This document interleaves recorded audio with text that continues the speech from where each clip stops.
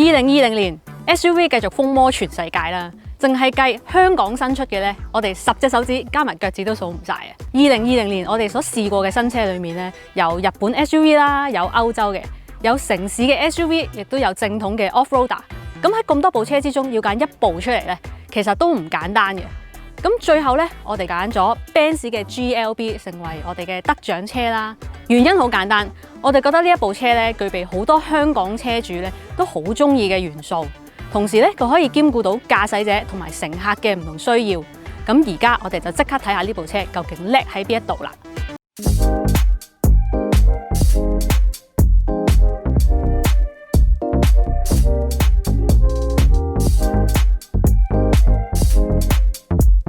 GLB 咧，我哋之前都拍片介紹過噶啦，咁所以今日呢一集咧，我哋主要就會講點解我哋揀佢做年度最好嘅 SUV。7座嘅 SUV 咧喺香港不嬲都係叫好叫座噶啦。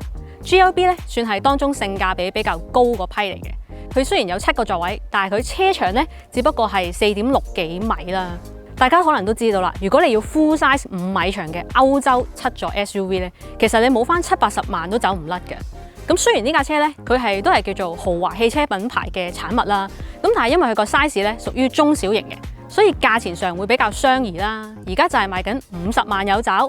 佢有咩對手呢？之前講過啦，第一部就係 Discovery Sport， 就貴佢4萬蚊左右啦。買得7座 SUV， 空間梗係好緊要啦。如果唔係買部5座嘅咪得咯。GLB 叻嘅地方咧就係佢長過 Discovery Sport， 車長咧同 GLC 係好接近嘅。軸距咧，亦都係做到2.8幾米啦。咁老實講，7座嘅 SUV 咧，我哋就試咗好多啦。有一個好常見嘅問題，就係佢哋道門咧，好多時候開得唔夠大啦，又或者係張凳咧比較重啊。咁所以上落第3排嘅時候就會有少少難度啦。咁但係呢部咧，雖然佢唔係一部大車，但係上落咧都唔算好難喎。咁我示範俾大家睇，好簡單，拍落嚟啦。咁我就咁上車。好啦，而家就坐咗喺 GLB 嘅後座啦。咁中排咧就係正常坐姿嚟嘅。咁你見到而家個空間咧，大約就係咁樣啦。如果你話要同5米長嘅 full size SUV 比較咧，係不切實際嘅，因為佢呢部係細車啦。其實喺空間咧，而家咁樣睇咧係叫做合理噶啦。咁你見到啦，我而家坐喺度咧，我唔覺得好屈住啊，或者係好踎喺度咁嘅感覺嘅。咁後面個頭枕咧亦都可以升高啦，咁啊墊住個頭。同埋咧，我隻腳咧係可以攝喺前座底下嘅，咁成個坐姿咧都係幾自然嘅。如果你買一部7座嘅 SUV， 但係呢兩張凳咧原來係 dog seat 嚟嘅，咁其實你部車個性價比就會俾佢拉低咗好多啦。咁但係呢部咧，我覺得係叫做坐得人嘅。另外一樣佢比較叻嘅咧，我覺得就係呢張凳嘅剪裁啦。其實佢呢張凳咧同中排嚟講唔算係相差得好遠嘅咋，同埋佢比較厚身啦。無論係張坐墊定係背脊呢個位咧，個承托都係唔錯嘅。同埋咧，佢個剪裁咧都幾貼身嘅，咁好似黐住你個 pat pat 咁啦，咁亦都唔會攞嚟攞去嘅。咁整體你唔會覺得坐喺一張好硬邦邦嘅凳度咯。以7座 SUV 嚟講咧，會諗埋後座乘客嘅感受咧，其實真係唔係太多嘅。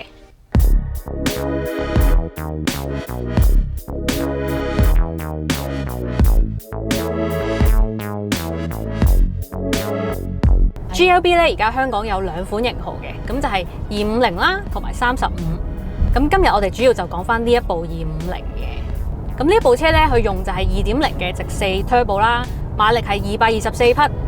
咁可想而知咧，其實你見到個數字都覺得啊，有幾啱香港市區平時揸嘅。因為你揸起上嚟咧，你會覺得其實呢部車個數字同真實個反應咧幾 match 噶。譬如你睇到0至100咧，佢係6.9秒啦。咁你加速嗰下咧，無論係靜止定係行到半路再踩佢咧，個反應都真係幾爽快嘅，幾即時嘅。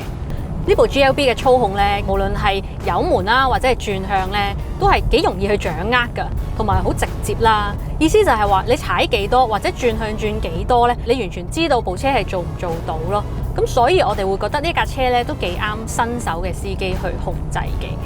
慢揸嘅時候就係啱啱講嘅表現啦。咁如果揸得快，可能劈少少嘅話咧，原來佢又都幾好嘅，因為有少少揭背或者房車咁嘅反應啦。即係話好似成架車哇縮細咗少少咁，唔係太似 SUV 嘅表現嘅。咁當然唔係話叫你揸呢部車拎去好快咁劈啦。當你揸得快嘅時候，佢個重心咧一樣都係會喺度嘅。好多人可能覺得 SUV 個懸掛就一定好立啊，或者好腍癟癟左右嘅時候咧，佢又會晾得好犀利嘅。咁但係呢一部咧，其實唔算係呢一種嘅。呢部車嘅懸掛咧，佢係有嘅，但係撐得住啦。成個行程咧，其實係比較中性嘅。咁所以揸落去咧，好似頭先咁講啦，其實你係好舒服嘅，好順暢嘅。咁譬如頭先行過一啲渠蓋啊，或者啲駁位啦，咁你都會發現佢嗰個濾震嘅功夫都係唔錯嘅。即係話你會知道係經過咗一啲嘢，但係咧佢唔會好打擾到乘客嘅，好溫柔嘅成個動作。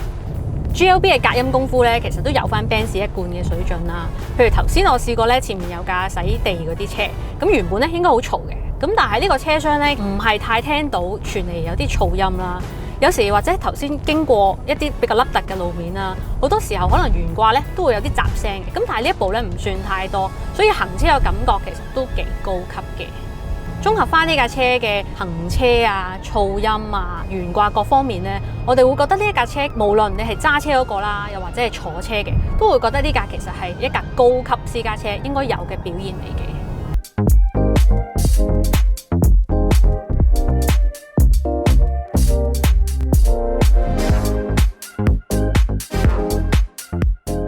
平心而論啦，買 Benz 除咗買個品牌之外咧，其實佢設計都有 point 嘅。就以呢部 GLB 為例啦，你見到佢中控台嘅 trim 啦，同埋佢嘅門把咧，都加咗一啲仿金屬嘅處理嘅。咁就冇刻意用一啲鏡皮，反而就令到佢懶係 sporty 咁啦。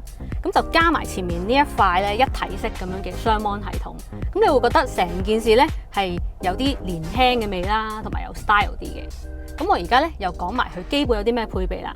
佢有得電動調校座椅啦，前座有轉波撥片啦，有後拍鏡頭等等嘅。咁如果你想要天窗啊，或者係 Apple CarPlay 嗰啲咧，咁就要加 option 啦。咁我而家喺度做個少少嘅總結啦。SUV 咧而家越嚟越受歡迎，係鐵一般嘅事實嚟嘅。咁而當中呢一類城市 SUV 咧，亦都更加成為主流。